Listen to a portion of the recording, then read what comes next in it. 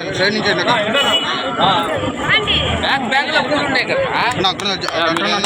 అలాగే ఉన్నా ఒకసారి చూడండి అక్క అట్లా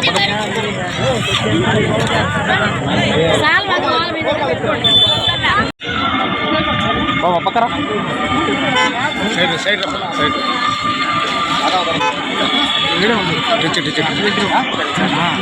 ఎవరైనా అనే జరపాలి అలా అనే జరపన్నా తొందర కూడా అన్నా కొంచెం అనే జరపాలన్నా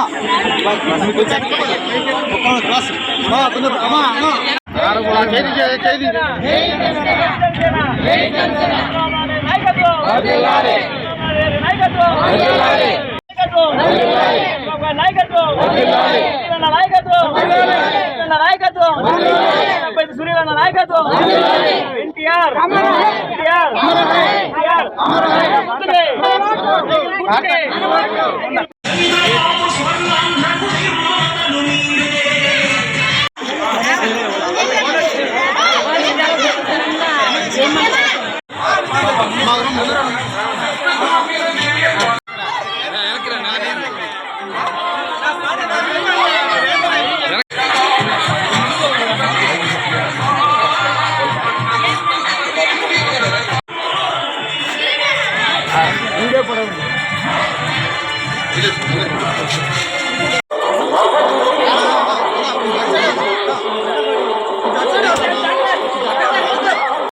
బాయ్ బాబా వెనక్కి రండి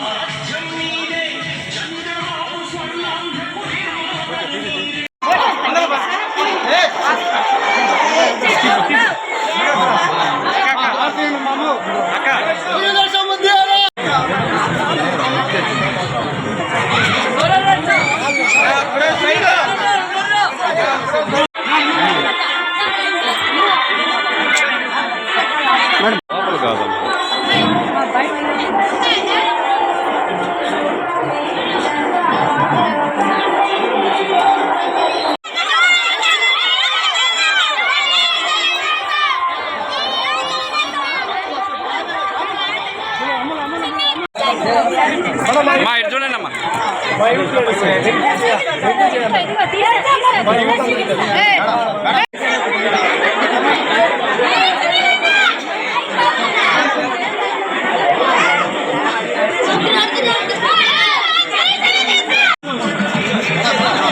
ఒక్కరో వెనక్కున్నా మీరు వెంకీ మాయ్ మా ఇటు చూడండి అమ్మా ఒకసారి అలా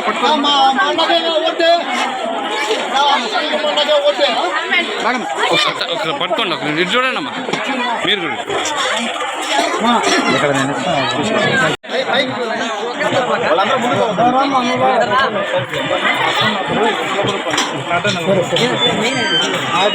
నాకన్నా తెలియదా నేనన్నా ఏం నువ్వు పాలిటిక్స్ 2 సంవత్సరాల నుంచి ఉన్నావు కెమెరాకి ఎదురుగా ఉండాలి మీరు ఇటు వస్తే ఏం కనిపించకపోతుంది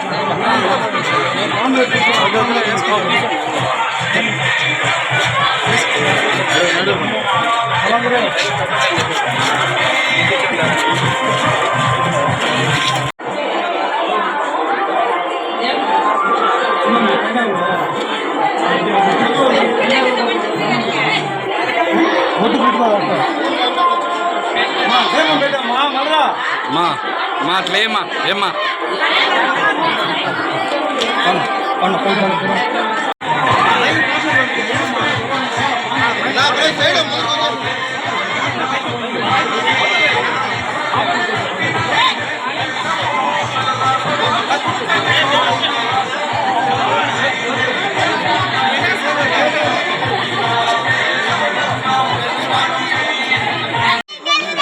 మా దగ్గర ఇటు రాండమ్మా ఏమ్మా ఏమ్మా మా ఇటు రాండమ్మా వెనక్కి రాండి ఒక్కరో అక్కరు రేయ్ రేయ్ కాంట్రాక్ట్ కొడుతుంది సరిపోతా ఉన్నది రేయ్ ఎవరు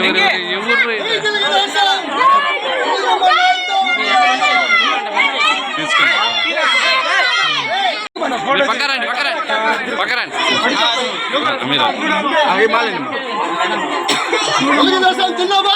మీరు కొంచెం వెనక్కి రావాలి బ్రదర్. మేనిఫెస్ట్ చేయండి ముందు. మా అన్నకే మా ఓటేనా, మా అన్నకే ఓటే.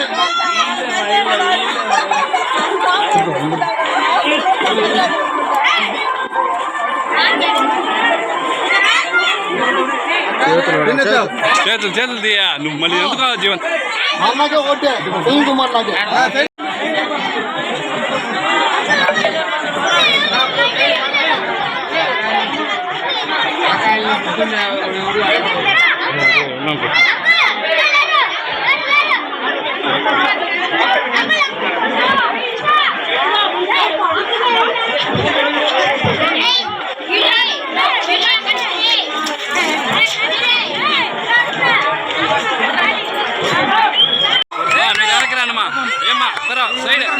సైడ్ రాన్న. హలో హలో హలో ఇటు వచ్చేయండి మీరు. వెనక్కి రండి.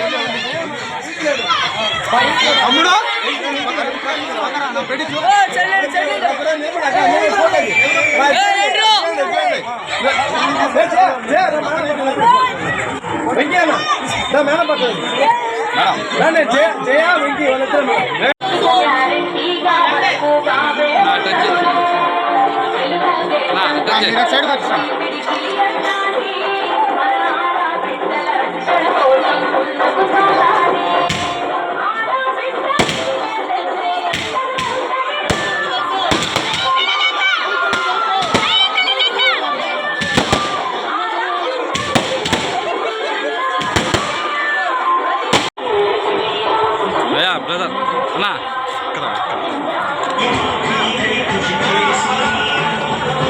బాయ్ బాబా.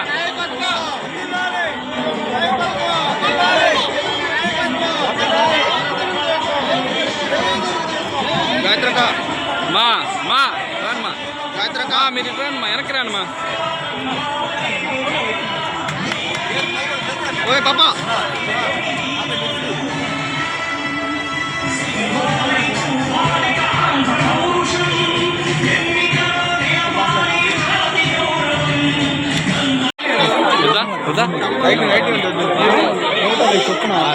లేని చూసి లేని వాళ్ళని చూసి చెప్పండి ఒకటి.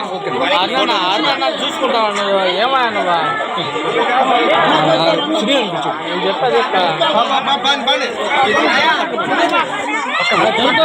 రే రే ఏడు పెట్టబాకండి ఆయన పెట్టబాకండి ఆయన.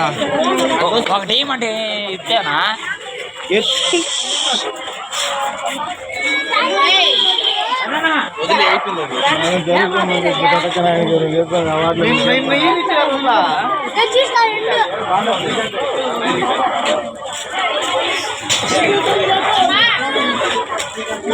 ఇటు వచ్చేయండి అమ్మా, ఇటు వచ్చేయండి అమ్మా.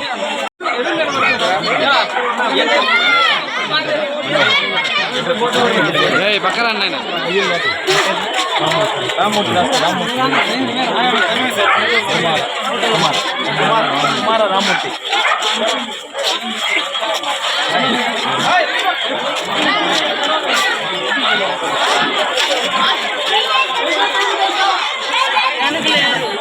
పదన్నమ్మా పదన్నమ్మా.